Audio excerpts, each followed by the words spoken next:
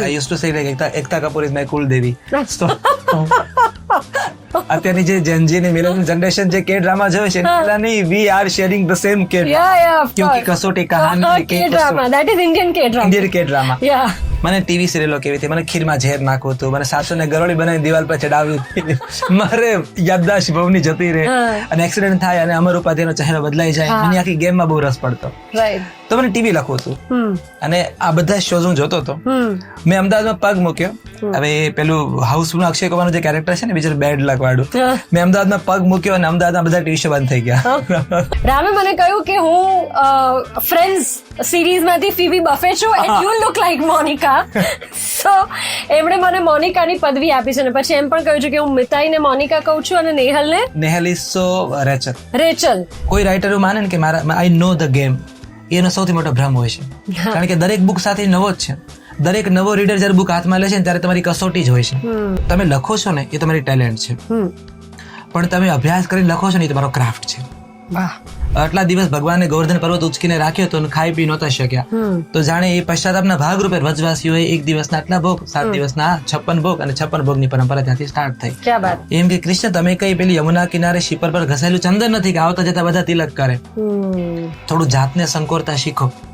બધા માટે ઉપલબ્ધ હોવું એમાં આપણું માન નહીં.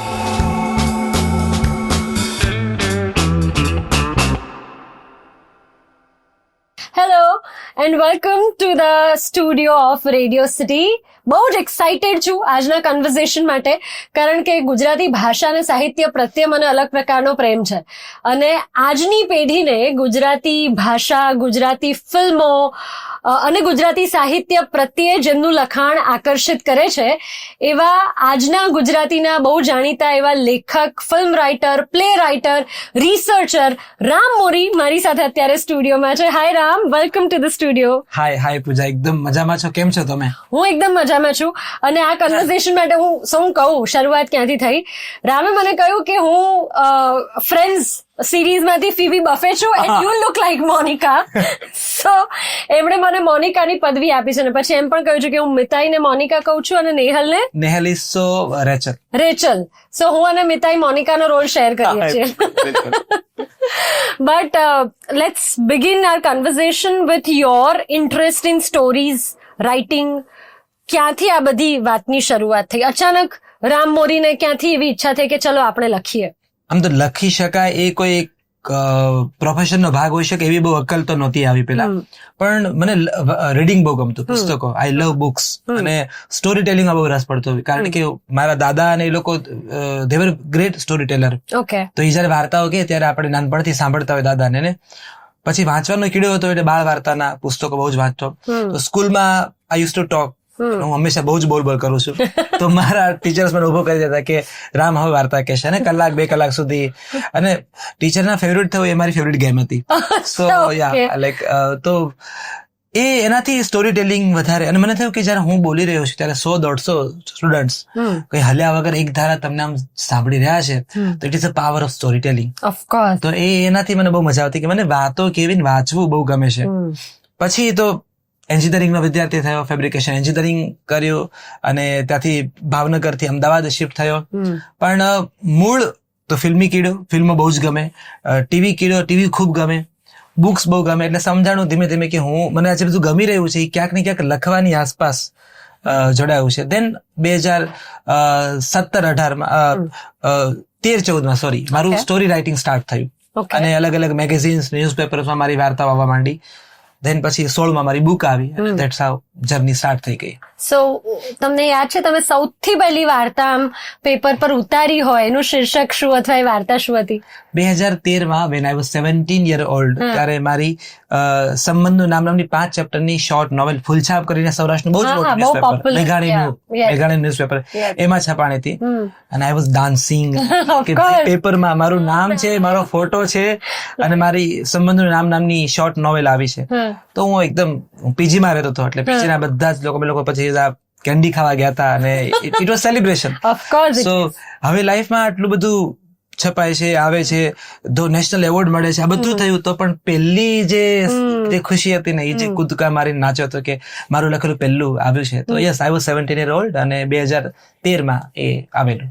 સો ઓકે, સૌથી પહેલું ફૂલછાપમાં તમારી એ નવલકથા કહી શકો એ છપાઈ, એના પછીથી તમે સિરિયલ્સ પણ લખી છે, યસ, તમે ફિલ્મો પણ લખી છે અને પુસ્તકો પણ લખ્યા છે. So what was that journey? કેવી રીતે શરૂઆત થઈ? અને મને એવું પણ લાગે છે કે it is really difficult.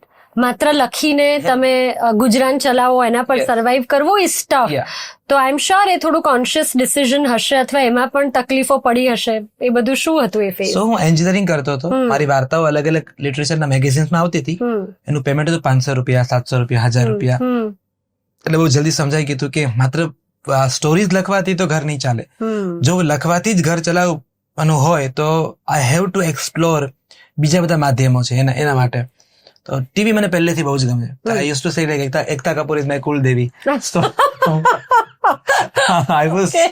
I was so comfortable with K-drama. અત્યારની જે Gen Z ની મિલેનિયલ જનરેશન જે K-drama જોવે છે, પેલા નહીં, we are sharing the same K-drama. Yeah, of ક્યોંકि course. કસોટી કહાની K-drama, that is Indian K-drama. Indian K-drama. Yeah. તો એમાં મને બહુ રસ પડતો. 1.5 કિલો બંગડીઓ અને 3 kilo Sindoor. I was like પગથિયા પરથી વહુઓનું લપસી જવું, 3 વાર લપસણ, ઢડિંગ. અને ક્યાં તો નેશનલ નેશનલ ક્રશ હતો, આખી વાત મોમેન્ટ બધા લોકો. Yes. તો મને બહુ જ ગમતું. મને ટીવી સિરિયલો કેવી હતી, મને ખીરમાં ઝેર નાખવું હતું, મને સાસુને ગરોળી બનાવી દિવાલ પર ચડાવી હતી, મારે યાદદાશ્ત બહુની જતી રહે અને એક્સિડન્ટ થાય અને અમર ઉપાધ્યાયનો ચહેરો બદલાઈ જાય. મને આખી ગેમમાં બહુ રસ પડતો. તો મને ટીવી લખવું હતું અને આ બધા શોઝ હું જોતો હતો. મેં અમદાવાદમાં પગ મૂક્યો. હવે પેલું હાઉસફુલ અક્ષય કુમારનું જે કેરેક્ટર છે ને, બીજું બેડ લક વાળું, મેં અમદાવાદમાં પગ મૂક્યો અને અમદાવાદમાં બધા ટીવી શો બંધ થઈ ગયા. તો જેના માટે હું અમદાવાદ એન્ટર થયો અને એક પણ ટીવી શો ન થાય. ધેન પછી બીજી બધી ન્યૂઝ ચેનલ આવી અને ગુજરાતી ટીવી શો સ્ટાર્ટ થયા. અને મને ટીવી શો એટલે લખવા હતા કારણ કે લાંબા ચાલે અને દરરોજ લખવાનું કામ છે અને મારા માટે ફન હતું એ બધા કેરેક્ટર્સને જોવા. સો યસ, ટીવીમાં એ રીતે એન્ટર થયો. પણ ટીવી લખતો હતો. મેં બાલિકા વધુ નામનો શો, રૂપમર્દ કા નયા સ્વરૂપ, દીકરી વાલનો દરિયો, લગભગ 5 થી 7 ટીવી શો મેં લખ્યા, ભક્તિથી માંડી બધા જ. અને એમાં મારો એક હિન્દી શો પૂરો થયો. હું મુંબઈમાં, અમદાવાદ મુંબઈ વચ્ચે કાંઈ મારું અપડાઉન રહ્યું છે. તો એક ટીવી શો મારો પૂરો થઈ ગયો અને પૈસા પૂરા થઈ રહ્યા હતા. નવો ટીવી શો સ્ટાર્ટ થવાની થોડીક વાર હતી. સો મીનવાઇલ હું અમદાવાદ મારી એક ફ્રેન્ડના લગ્નમાં આવેલો હતો, વિજયગીરી બાવા મારા મિત્ર. એને મહોતું શોર્ટ ફિલ્મ મારી બનાવી હતી, એના માટે મેં લખી હતી. ફિલ્મો ક્યારેય નહોતી લખી મેં. તો એને કીધું કે અમારે એક ફિલ્મ કરવી છે, તારી પાસે કોઈ સબ્જેક્ટ હોય તો આપ. મારી પાસે પૈસા નહોતા, પૈસા જોઈતા હતા. ના લાઈક ઓકે, ફિલ્મ આવી રહી છે. તો મેં એને ખોટું કીધું, મારી પાસે એક સબ્જેક્ટ છે, હું તમને મુંબઈ જઈને લખીને મોકલાવું છું. મુંબઈ જઈ 10 દિવસમાં સબ્જેક્ટ લખ્યો ને, that was the first film મોન્ટુની બિટ્ટુ. મેં એમને સબ્જેક્ટ આપ્યો, એમને પસંદ પડ્યું, એને મને સાઇનિંગ અમાઉન્ટ મોકલી. સો મજબૂરી, ટીવી બંધ હતું, પૈસા નહોતા અને મેં ફિલ્મમાં એન્ટર થયો. પછી તો લોહી ચાકી ગયો એવું થયું. તો એ રીતે સિનેમામાં મારી એન્ટ્રી થઈ. એટલે એ રીતે બુક, પછી ટીવી, પછી ફિલ્મ. નાટક તો પહેલેથી યુથ ફેસ્ટિવલ ને બધા કોલેજીસના કારણે નાટકનો કીડો તો હતો જ મારી અંદર. તો એકાંકીઓ લખતો. પ્રતિક ગાંધી ને 7/21 નામની સીઝન 3 કરી રહ્યા હતા. તો એ એક મોનોલોગ રામ તું લખીને આપ મને. તો 21મો ટિફિન મેં મોનોલોગ લખ્યો. પછી પાછળથી ગુજરાતી, હિન્દી, મરાઠી, અંગ્રેજી એ લોકો અલગ અલગ ભાષામાં કર્યું. સો એ રીતે મારું કમર્શિયલ થિયેટરમાં મારી એન્ટ્રી થઈ બીકોઝ ઓફ કાજલ ગઢિયા અને પ્રતિક ગાંધી. તો એ રીતે પછી નાટકો, ધેન પછી તો વીજળી ને રાજા ધીરાજ ને બધા નાટકની જર્ની. સો તમે કહ્યું રામ કે તમે શોર્ટ સ્ટોરીઝ અથવા નવલકથા લખવાથી શરૂઆત કરી અને પછી ફિલ્મોએ થઈને, સિરિયલે થઈને, પછી બુક્સ પણ થઈને, all of that. But you make it sound very easy. ખરેખરમાં વસ્તુઓ એટલી ઇઝી નથી હોતી. લાઈક કેવી રીતે લખવું અથવા પોતાના વિચારો કેવી રીતે રજૂ કરવા, એના માટે લોકોને દાયકાઓ લાગી જતા હોય છે. એના માટે લોકો સ્પેશિયલી શીખતા હોય છે કે લખવું કેવી રીતના. હવે તમે જેમ કહ્યું કે વચ્ચે પૈસા નહોતા અને વિજયગીરી એમ કહ્યું કે કોઈ વિષય છે મને આપો અને મેં જઈને 10 દિવસમાં આપી દીધો. ફિલ્મ લખવી ઇઝી નથી હોતી. તો એ નેચરલી જ આવે છે, આવડે છે કે પછી ક્યાંક શીખેલું છે કે હાઉ ડઝ ઇટ હેપન? સૌથી પહેલા વચ્ચે બાબત વચ્ચેની કોમન કડી છે ને, એ છે રીડિંગ. સૌથી કોમન કડી. અત્યારે છે ને કન્ટેમ્પરરી, હું આર્ટના કોઈ પણ ફિલ્ડની વાત કરું, reading less writing, reading less performance start થયું છે.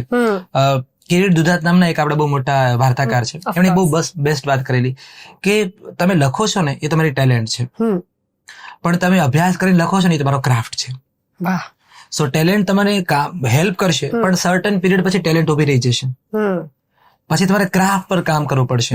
તો થિયેટર હોય, ટેલિવિઝન હોય, ફિલ્મ હોય કે લિટરેચર હોય, દરેક ફિલ્ડમાં રીડિંગ બહુ મસ્ટ છે. એટલે હું મારી જાતને હંમેશા વાંચતો લેખક તરીકે ઓળખાવું છું. આઈ એમ રાઇટર વિથ બુક્સ, કે જે પુસ્તકો વાંચે છે, અને એના કારણે શું થાય છે કે તમને એક મોટિવેશન મળે છે. મીડિયમ ચેન્જ કરો છો ને એની સાથે અભિવ્યક્તિમાં ચેન્જીસ આવે છે, કે હું સિનેમા કહી રહ્યો છું, તમારે સાયલન્સમાં કામ કરવાનું છે, ટેલિવિઝન કહી રહ્યો છે, તમારે બધું કહેવાનું છે, થિયેટર કહેવાનું છે, તમારે ક્લેપિંગ્સ નું ધ્યાન રાખવાનું છે, વાઇલ આઈ એમ રાઇટિંગ ડાયલોગ્સ, એ સ્પેસ મારે બધામાં જોવાની છે. જયારે હું બુક લખું ત્યારે મારે યાદ રાખવાનું છે કે આ ફિલ્મ નથી, આ ટીવી સિરિયલ નથી, આ નાટક નથી, તો મારે વિઝ્યુઅલ પર એટલો જ ભાર આપવાનો છે. તો આ ચેન્જીસ તો આપણને ખ્યાલ છે, પણ એની વચ્ચેની કડીઓ પૂરી કરવા માટે માત્ર ને માત્ર રીડિંગ હેલ્પ કરે છે. મારું પહેલેથી રીડિંગ બહુ સારું રહ્યું છે, અત્યારે પણ હું સતત વાંચતો રહું છું. મને બિલકુલ ખબર હોય છે કે અત્યારે કોણ સારું લખી રહ્યું છે. અને બીજું એક એવું પણ છે કે હું ડાયટિંગ નથી કરતો, પણ મારામાં ઈર્ષા ઠાંસીને ભરી છે.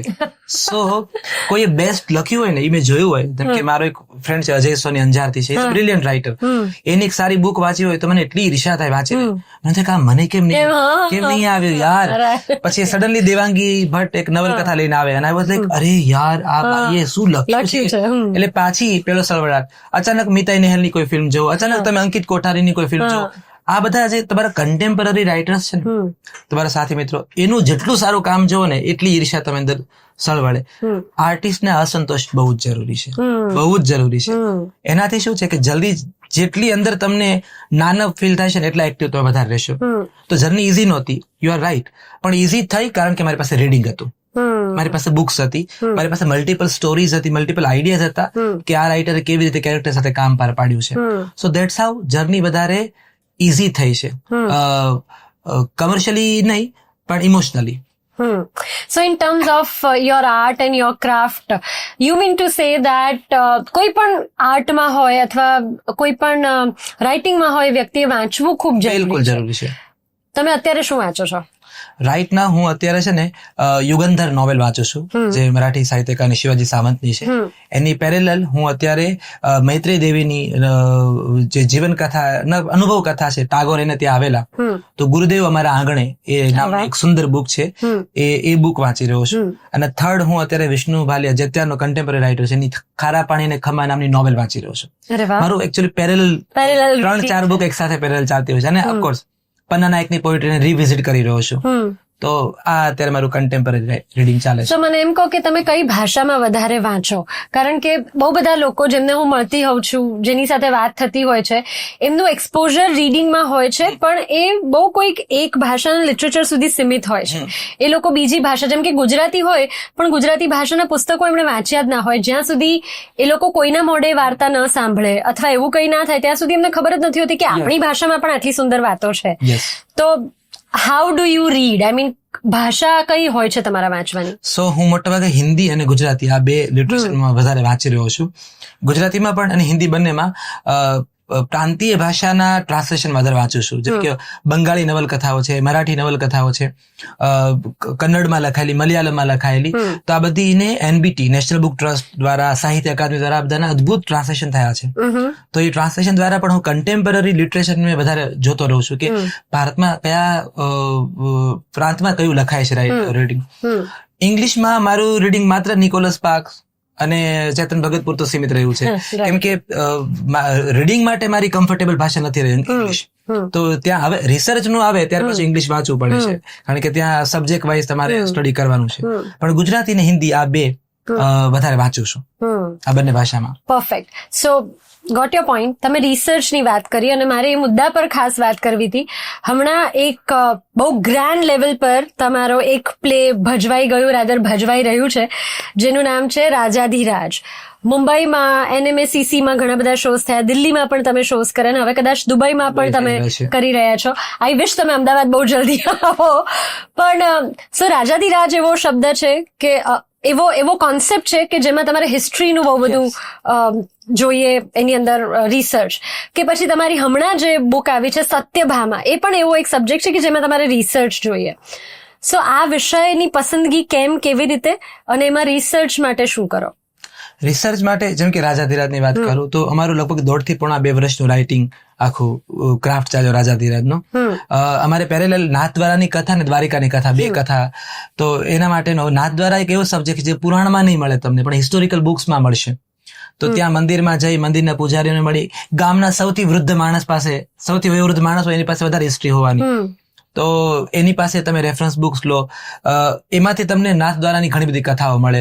પછી અંગ્રેજોએ બહુ બધા ઇતિહાસ લખેલા છે, તો એ વખતના રેફરન્સ વાળા જે પુસ્તકો છે એમાં આખી નાથ દ્વારાની જર્ની વધારે આઈડેન્ટિફાઈ કરી. દ્વારકાધીશની કથા માટે ભાગવત પુરાણ વેદવ્યાસનું છે, તો હરિવંશ પુરાણ છે, આ બધા ગ્રંથોનો ઉપયોગ કર્યો. સેમ સત્યભામા માટે પણ આ બધા મલ્ટિપલ, આ બધા અલગ અલગ ગ્રંથોનો ઉપયોગ કર્યો.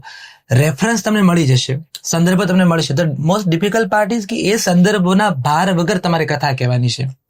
જે ઓડિયન્સ, જે દર્શકો નાટક જોઈ રહ્યા છે કે બુક વાંચી રહ્યા છે, એની પર રેફરન્સનો ભાર ન હોવો જોઈએ. એમને એમાં કોઈ રસ નથી કે આના રાઇટરે કેટલું રિસર્ચ કર્યું છે, એમને તો વાર્તા જોઈએ છે. રાઈટ. અને એ પણ એને વાર્તા જ જોઈએ છે, ઉપદેશ નહીં. રાઈટ. એના પાસે ઉપદેશના બહુ બધા સાધનો અને માધ્યમો છે. સો ત્યારે તમારે હંમેશા સંદર્ભો ગળાયેલા આવવા જોઈએ સ્ટોરી ટેલિંગમાં. જો એ નથી ગળાયેલા હોતા ને તો ઓડિયન્સને ખબર પડી જાય છે. તો રાજાધીરાજ મારે લખવાનો તો ત્યારે પણ મેં ખૂબ ધ્યાન રાખ્યું હતું. આઈ એમ વેરી બ્લેસ્ડ કે મને પ્રસૂન જોશી સાથે લખવા મળ્યું. તો અમે લોકો ડાયલોગ્સ જયારે કરતા હોઈએ ત્યારે એ દરેક ડાયલોગ્સ મેં ખાસ ધ્યાન રાખતા કે ક્યાંય રેફરન્સ નો ભાર આવે છે કે નહીં. આવે છે તો ઇઝીલી જતું રહેવું જોઈએ. લોકોને થવું છે કે અચ્છા ઓ રેફરન્સ મળી ગયો. તો હવે તમે 56 ભોગ આપણે દરેક ભગવાને કરાવીએ છીએ, પણ પછી 56 ભોગની પરંપરા તો ભાઈ આખો સીન સમજાવવા નહીં બેસી શકું. તો નરેટરના માટે ખાલી કેવડાવી દો કે 1 દિવસના 8 ભોગ તો 7 દિવસના 56 ભોગ. તો એ રીતે કે મૂળ આટલા દિવસ ભગવાને ગોવર્ધન પર્વત ઉચકીને રાખ્યો તો ખાઈ પી નહોતા શક્યા, તો જાણે એ પશ્ચાતાપના ભાગરૂપે વ્રજવાસીઓએ 1 દિવસના આટલા ભોગ, 7 દિવસના 56 ભોગ અને 56 ભોગની પરંપરા ત્યાંથી સ્ટાર્ટ થઈ. તો એ ઇઝીલી જતું રહે. ઓડિયન્સ ક્લેપ પણ આપે છે ને એમનો થાય કે ઓ યસ, તમને એનો રિએક્શન ઓડિયન્સ માંથી મળે. મને જેવું અત્યારે થયું એક્ઝેક્ટલી એવું. સો એ સ્ટોરી ટેલિંગ ના રૂલ્સ છે કે જ્યારે રિસર્ચ કરો છો ત્યારે રિસર્ચ નો ભાર કથામાં ન હોવો જોઈએ. So now we are talking about storytelling na rules. Can you share us few steps કે જેનાથી કોઈ પણ વ્યક્તિ જે સાંભળી રહી છે, જેને લખવાની ઈચ્છા છે, એ અમુક સ્ટેપ્સ ફોલો કરે તો એ સારા રાઇટર બની શકે? યસ. તો જયારે તમે એકદમ નવા છો ને તમારે લેખક તરીકે કામ કરવું છે, તો હું એવું બહુ કહીશ કે પહેલા મંગળ ગ્રહ પર ના જતા રહો, રોબોટ સુધી ના જતા રહો, તમે બીજી દુનિયા અને એઆઈ માં ના જતા રહો. સૌથી પહેલા તમે તમારા ડ્રોઈંગ રૂમ ની વાત કરો. તમારી ગેલેરીમાં જે ખામણામાં એક નાનકડો છોડ ઉગ્યો છે જેનું નામ તમને હજી સુધી ખબર નથી, ત્યાંથી સ્ટાર્ટ કરો. તમારું જેટલું પર્સનલ હશે ને, મને સમય સાથે એવું સમજાણું છે કે વૈશ્વિક જે કે આપણે કહીએ છીએ ગ્લોબલ એ છે કે કેટલું પર્સનલ છે. It is so global. Right. Wow. તમે જેટલું પર્સનલ થઈને શું કહેવાય તમારે આર્ટ ને રિફ્લેક્ટ કરો છો અલગ અલગ મીડિયામાં, એ એટલું જ ગ્લોબલ છે. વાવ, ધીસ ઇઝ વેરી ઇન્ટરેસ્ટિંગ. તો તમે તમારા ઘરની વાત કરો, તમારા અનુભવની વાત કરો, તમારા બાળપણની વાત કરો, તમારા મમ્મીની વાત કરો, તમારા ચાઇલ્ડહુડ ફ્રેન્ડની વાત કરો, રોજ તમારે ત્યાં દૂધ આપવા આવે છે એ દૂધવાળાની વાત કરો. આ જે વર્લ્ડ છે ને, વર્લ્ડને આ જોઈએ છે. રાઇટરનું, ક્રિએટિવ પર્સનનું ઇનર વર્લ્ડ છે ને, એમાંથી બહુ બધું મટીરિયલ મળે છે. સો જેટલી તમે તમારી પર્સનલ વાતો કરશો એટલું એ આર્ટ અને એ પીસ છે ને વધારે ઓનેસ્ટ હશે. તો સૌથી મોટો સ્ટેપ એ છે કે તમે તમારી વાત કરો. જો તમે તમારી વાત કરશો, કારણ કે તમારી વાત હું નહીં કહી શકું, તો તમે જ તમારી વાતને, અને એ વાતને બહુ બધા લોકો રિલેટ કરશે કે હા તો મારી સ્ટોરી છે. ઘણી વાર વાંચતી વખતે આપણે થાય ને કે અરે આ તો મેં અનુભવ્યું છે, આવા કેરેક્ટર મેં જોયા છે, because it is so personal. Right. So you start with your personal story, then તમને અગેન વાત આવે છે રીડિંગ. તમારી પાસે ટેલેન્ટ તો આવી ગઈ કે તમે વાતને આઈડેન્ટિફાઈ કરી, પણ એને લખવા માટે રીડિંગ ઘટશે કે શબ્દો નથી મળ્યા. ઘણા લોકો એમ કે અમે લખવા તો બેસીએ છીએ, થોડુંક લખી પછી અટકી જવાય છે, સૂચતું નથી શું લખવું. એ અટકી એટલે જવાય છે કારણ કે તમારે આ પેલું એવું છે કે દીવાને પ્રગટવો છે પણ કોડિયામાં ઘી નથી. સો જેટલું રીડિંગ હશે ને એટલા પાસે તમારી પાસે વોકેબ્યુલરી, તમારા શબ્દ ભંડોળ મોટું થશે. તમને એ ખબર છે કે મારે પવન ને પવન કહેવાનો છે, સલીલ કહેવાનો છે, મારે સમીર, મારે ક્યારે કઈ જગ્યાનો કયા શબ્દનો ઉપયોગ કરવાનો છે. હું કોલેજના પ્રાંગણમાં પીપળાનું પર્ણ નહીં બોલું, ત્યાં મારે કોલેજના ગ્રાઉન્ડમાં એ પીપળાનું પાન જ મારે કહેવું પડશે. તો આ જે ભેદ છે ને એ રીડિંગ જ તમને સમજાવશે. હું દ્વારકામાં નહીં કરી શકું દ્વારકાના ગ્રાઉન્ડમાં પીપળો હતો અને એનું પાન તૂટ્યું એવું નહીં લખવાનું. ત્યાં તો પછી ફળિયું જ આવશે, પછી પર્ણ જ આવશે. તો એ ડિફરન્સીસ તમને માત્ર ને માત્ર રીડિંગ થી આઈડેન્ટિફાઈ થાય. રીડિંગ તમને એ સમજાવે છે કે એક જ સ્ટોરીને કેટલા મલ્ટિપલ એંગલ થી કહી શકાય છે. સો આ સેકન્ડ સ્ટેપ છે રીડિંગ. અને થર્ડ છે રાઇટિંગ પછી છોડી દો.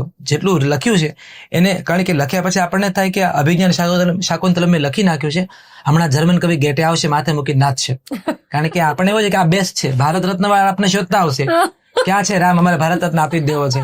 લખ્યા પછી મને એવું જ હોય કે મારા પછી જગતના તમામ લેખકો આત્મી ગયા, હું એક બચ્યો છું માત્ર. પરફેક્ટ. પણ પછી એની અસરમાંથી બહાર નીકળવા માટે થોડો સમય એને પડ્યું રાખો. તમે એનાથી બીજા જ ફ્લેવરનું કંઈક વાંચો, તમે એવા લોકોને મળો, આમ તેમ એકાદ વીક પછી રીડિંગ હાથમાં ફરી લેશો ને પીસ અને વાંચશો ત્યારે તમને તમારી લિમિટેશન દેખાશે. એવું યસ, આમાં મેં થોડી ઉતાવળ કરી છે કે આમાં મારે હજી થોડું રીરાઇટ કરવાનું કામ છે. તો આ 3 બેઝિક સ્ટેપ છે કોઈ પણ સરસ લેખન માટેના. અદ્ભુત. તમારું લેટેસ્ટ લેખન જે છે, જે પુસ્તક હમણાં લોન્ચ થયું છે જેનું નામ છે સત્યભામા. સો રાજાધિરાજ પછી મારે સત્યભામાની વાત કરવી હતી. એ વિષય તમને રાજાધિરાજના રિસર્ચ વખતે જ મગજમાં આવ્યો હતો કે એની પાછળ કોઈ બીજી વાત છે? સો સત્યભામા 2014 થી હું લખું છું. તો it took 10 years, whole 10 years, કારણ કે સબ્જેક્ટ બહુ જ મોટો હતો અને મારે એની આસપાસ રિસર્ચ કરવાનું હતું. મારે એક તો કારણ કે સત્યભામા એક એવું કેરેક્ટર છે જેના વિશે વાતો નથી બહુ બધી મળતી. ઘણીને 2-3 વાતો મળે. એક જે પોપ્યુલર ટર્મમાં છે કે રૂકમણીને પારિજાતનું ફૂલ આપ્યું કૃષ્ણ, એને સત્યભામા રીસાણી કે મને આખે આખું ઝાડવું લાવી દો અને ધરતી ઉપર પહેલી વાર પારિજાતનું વૃક્ષ આવ્યું. સો એક આ કથા પોપ્યુલર છે. બીજી કથા છે કે કૃષ્ણ ભગવાનને સુવર્ણ તુલામાં બેસાડ્યા, સત્યભામા બધું સોનું નાખી રહી છે, કૃષ્ણ ભગવાન તોળાતા નથી, રૂકમણી તુલસીનું પાન મૂકે છે અને કૃષ્ણ ભગવાન તોળાઈ જાય છે. સમંતક મણિ સત્રાજીત સત્યભામાના પિતા, એને કૃષ્ણ પર આરોપ મૂક્યો દ્વારિકામાં કે આ માણસ મારી મણી ચોરી ગયો છે. કૃષ્ણ ગયા, મણી લઈને પાછા આવ્યા ને સત્યભામાને પરણી. આવી 3 જ કથાઓ સત્યભામાની મળે છે. પણ બેઝિકલી મને આ એટીટ્યુડમાં બહુ રસ હતો કે I don't want to share the Krishna. જો પ્રેમ વહેંચીને મહાન થવાતો હોય તો મારે મહાન નથી થવું. આઈ એમ ઓકે ટુ બી સત્યભામા, મારે રૂકમણી નથી થવું. રાઈટ. સો એ એટીટ્યુડ મને થયું કે જો પ્રેમ રાધા, રૂકમણી ને દ્રૌપદી ને મીરાનો હોય તો પ્રેમ સત્યભામાનો પણ છે. એટલે કૃષ્ણની 16,108 રાણીઓ, એમાંથી 16,107 એવું માને કે અમે સૌભાગ્યશાળી છે કે અમને કૃષ્ણ મળ્યા છે. પણ એક હતી પટરાણી સત્યભામા, જેવું માનતી હતી કે કૃષ્ણ સૌભાગ્યશાળી કે એને હું મળી. વાહ.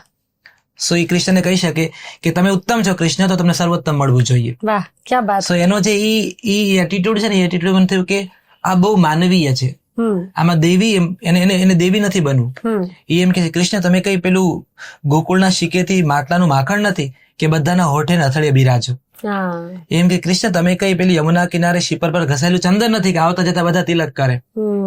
થોડું જાતને સંકોરતા શીખો. બધા માટે ઉપલબ્ધ હોવું એમાં આપણું માન નહીં. અને પછી ટોન્ટ મારે કે તમે દરિયાનું તળિયું માપી લીધું અને દ્વારકા ઉભી કરી, પણ નારીના મનનું તળિયું તમે માપી ન શક્યા. સુંદર. સો એ એટીટ્યુડમાં મને થયું કે યસ, મને આમાં રસ છે અને આ દરેક પેઢી માટે કદાચ આ એટીટ્યુડ છે. સો ધેટ્સ હાઉ સત્યભામા વિશેનું કામ મેં સ્ટાર્ટ કર્યું. અને અગેન રેફરન્સના ભાર વગર સ્ટોરી મારે કેવી હતી. અને કૃષ્ણ દ્વારકામાંથી બહાર નીકળ્યા, હસ્તિનાપુરમાં ગયા, કૃષ્ણ કુરુક્ષેત્રના રણમાં ગયા, કૃષ્ણે દ્રૌપદીનો સ્વયંવર કર્યો. તો મને રાઇટર તરીકે રસ હતો કે કૃષ્ણ વગરની દ્વારકામાં એ વખતે શું ચાલતું હશે. Very interesting. તો એ અને બીજું કૃષ્ણ એઝ અ હસબન્ડ એ કેવા હતા પતિ તરીકે, આ બધાના ફિમેલ ઈગોને કેવી રીતે મેન્ટેન કરતા. તો એ કોર્નરમાં મને બહુ જ રસ પડેલો. અને ધેટ્સ હાઉ સત્યભામા લખાણી.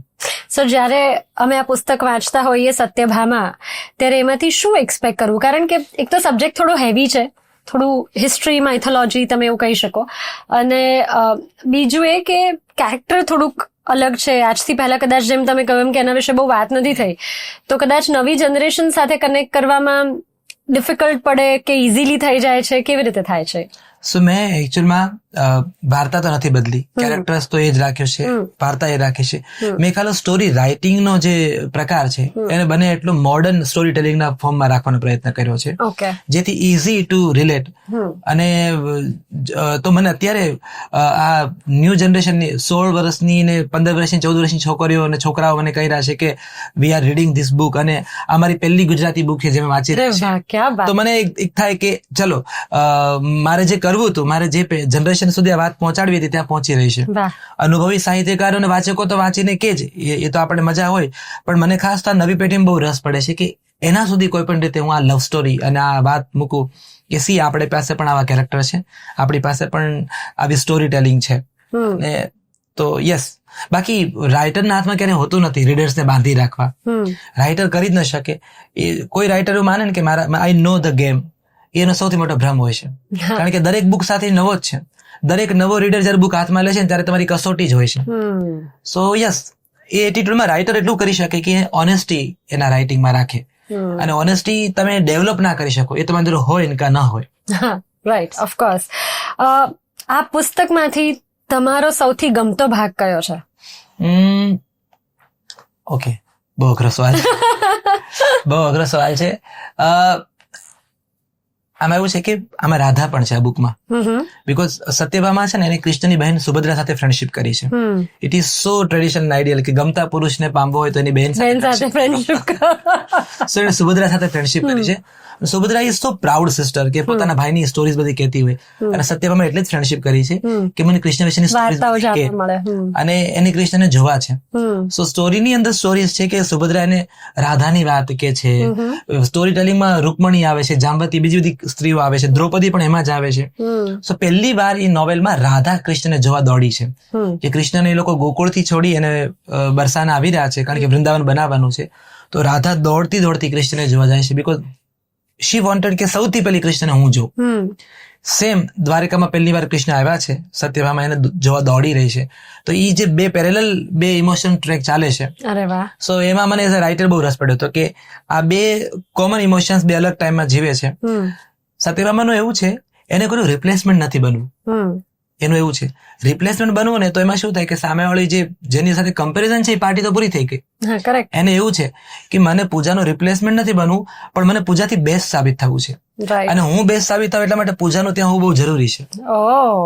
સો એને રાધાનું રિપ્લેસમેન્ટ નથી બનવું, પણ આઈ એમ ધ બેસ્ટ, રાધાથી પણ વધારે. એના માટે કૃષ્ણ તમે ઉભા રહો ને તમે જુઓ કે આ બાજુ રાધા સો એ એટીટ્યુડમાં નવલકથાના પોર્શનમાં જયારે આ પોઈન્ટ આવ્યો છે ત્યારે મને બહુ રસ પડ્યો છે. વાહ. અને આ બધું એટલું ઇન્ટરેસ્ટિંગ સાઉન્ડ કરે છે જયારે રામ સમજાવે છે ને ત્યારે મારા મગજમાં એકચ્યુઅલી બધા ચિત્રો ઉભા થાય છે કે અચ્છા આવી રીતે આમ હશે, અહીંયા આમ હશે, આવું કંઈક બેકગ્રાઉન્ડ હશે, આવું બેકડ્રોપ હશે. તો હવે આ પુસ્તક વાંચી જ છૂટકો. એટલે thank you very much. Ram has already gifted me this book જે મારી પાસે છે, સત્યભામા.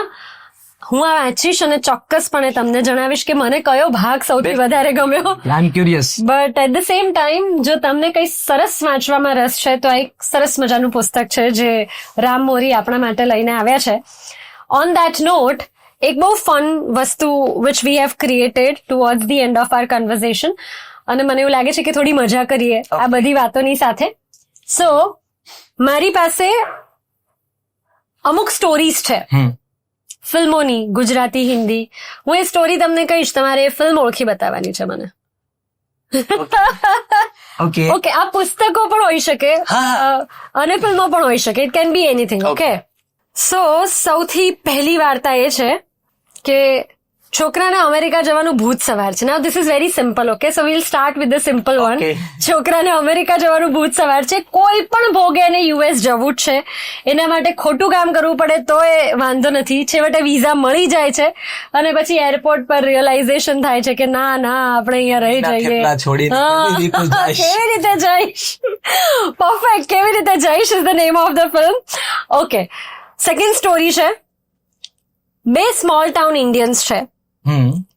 ઓકે. એકબીજા સાથે ટીમ બનાવે છે અને પછી લોકોને ઠગવાનું કામ શરૂ કરે છે. એ વાતમાં એટલી બધી માસ્ટરી આવી જાય છે કે આખો તાજમહેલ વેચી આવે છે. પછી પોલીસ પકડે છે, પછી હૃદય પરિવર્તન થાય છે, લગ્ન કરે છે, એવું ડિસાઈડ કરે છે કે હવે ઠગવાનું કામ નહીં કરીએ. Bunty Aur Babli. Okay, wow. Alright, that was Bunty Aur Babli. Third story. હવે આ એક નવલકથા છે જેમાં મને બહુ પર્સનલી મારી ફેવરેટ છે. એક માણસ જેનો મિત્ર અચાનક ગુમ થઈ જાય છે અને એને શોધવા માટે નક્કી કરે છે કે મારે ત્યાં જવું જ્યાંથી એ ગાયબ થયો છે. પછી એ જગ્યાએ જઈને એ રહે છે અને એ રહેવામાં એને ખબર પડે છે કે આપણે જે વિશ્વ જોઈએ છીએ, જાણીએ છીએ, એના કરતાં પણ બીજું એક અલગ વિશ્વ હોઈ શકે. જે રૂમમાં એ રોકાયો છે એ રૂમમાં એક મોટો મિરર હોય છે અને મિરરથી બધી જ અલગ પ્રકારની પ્રવૃત્તિઓ હેન્ડલ થતી હોય છે, જેમાં એ પછીથી વિશ્વાસ કરે છે. And then he also becomes kind of part of that world. I know Ashwini Bhatt. क्या बात है. Okay, this is my personal favorite. મને બહુ ગમે છે. Okay, the fourth one is again આ મારો બહુ personal favorite છે. એક વૃદ્ધ માણસ આખી જિંદગી શિકારી રહ્યો છે અને પછી towards the end of his life એની એકની એક દીકરી હોય છે જેના પત્ર માટે રોજ સવારે પોસ્ટ ઓફિસ જઈને બેસે છે, પત્ર નથી મળતો, અને એના ગુજરી ગયા પછી જ્યારે પત્ર મળે છે ત્યારે એને લેવા માટે એ probably we can say that his આત્મા કમ્સ અને એ પત્ર મેળવે છે. तुम के तो लिखित पोस्ट ऑफिस. ક્યા બાત હૈ, અદ્ભુત, જોરદાર, વેરી નાઇસ. આ બધી મારી kind of favourite. Lovely, yes. So thank you Ram Thank you. Four coming down to the studio Thank you. અને આટલી સરસ વાત કરવા માટે. મને લાગે છે અમારું conversation can go on and on, but probably આપણે પાર્ટ 2 રાખશું આનું. Yep. હે ને? ઇટ ઇઝ સો ફન પૂજા, મને બહુ મજા પડી અને મારો પર્સનલ લોભ હતો કે મારે તમને મળવું અને લેટ્સ ચેટ એમ. તો thank you so much for this. So બહુ જલ્દી અમે ફરી પાછા કોઈક વાર આવી રીતે મળીએ, તમારી સાથે વાતો કરવા આવીએ. અને મીનવાઇલ સત્યભામા રામની નવી બુક છે, ચોક્કસપણે વાંચજો અને એને જણાવજો કે તમને આ બુક કેવી લાગી. Thank you Pooja. Radio.